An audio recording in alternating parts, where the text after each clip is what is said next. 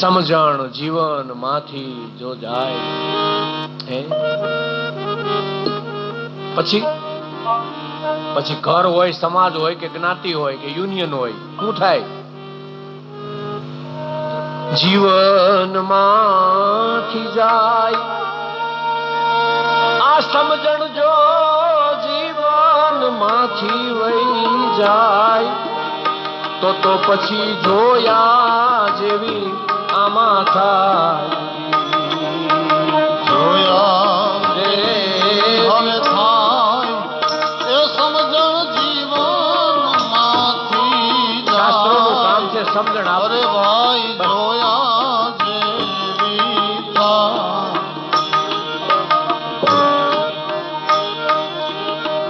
14 વર્ષનું એને રાજ મળ્યું તોય ભરત આમાં ન લોભાય.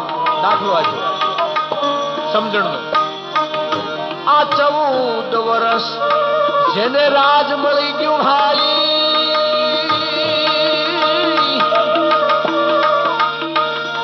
તોય ભરત આમાં ન લોભાય.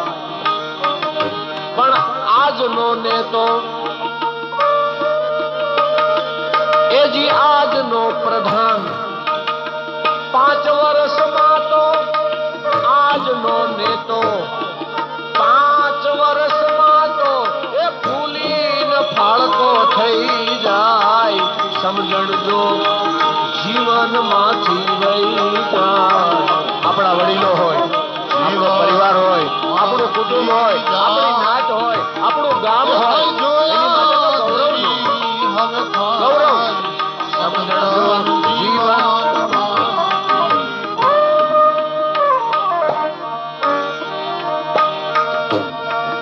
આરુણીને યાદ કરતા તો આંખમાં આંસુ ઉભરાય. આરુણી બીજો દાખલો આપ્યો. યાદ કરતા ભાઈ આંસુ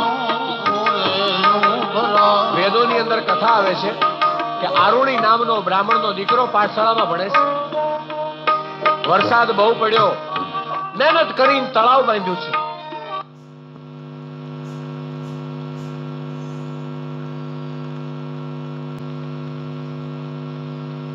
જલ્દી જા, કઈક કરો.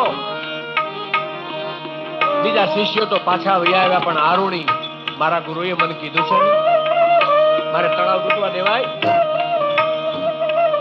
આખર તળાવ તૂટવાની તૈયારી થઈ તો આ માણસ પાળાડો હોઈ ગયો, પાળાડો હોઈ ગયો,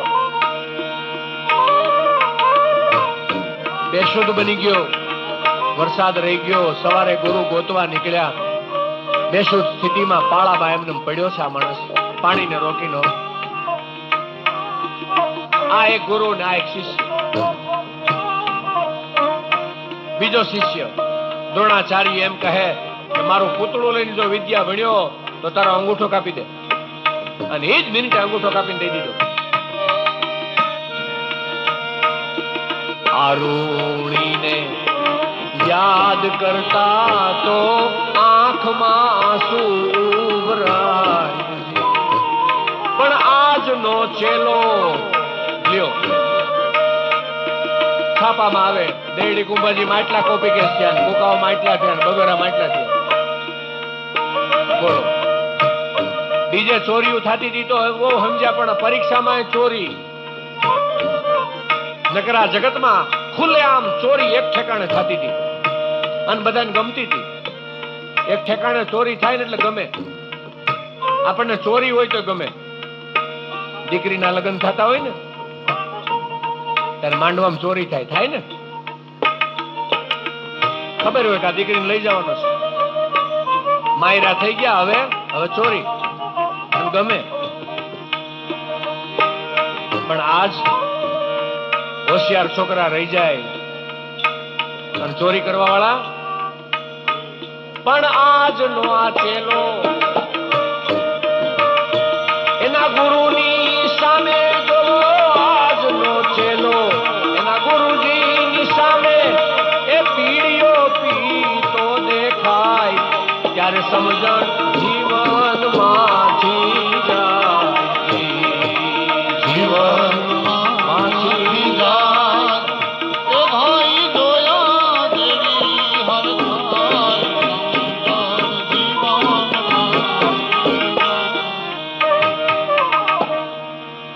મનુસ્મૃતિ કાયદા બનાવ્યા છે. એક ખાલી વાંચી તો જોજો મનુસ્મૃતિ.